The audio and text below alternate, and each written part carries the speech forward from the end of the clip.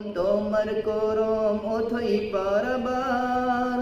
তুমি খালিক তুমি মালিক গফুর গফার,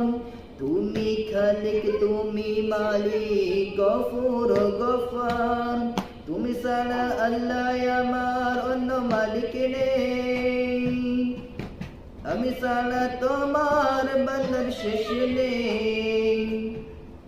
তুমি ছাড়া আল্লাহ আমার অন্য মালিক নেই, তুমি যদি মুখ ফিরাও তবে কি হবে উপায় আমার, কি হবে উপায়, হাত পেতেছি আল্লাহ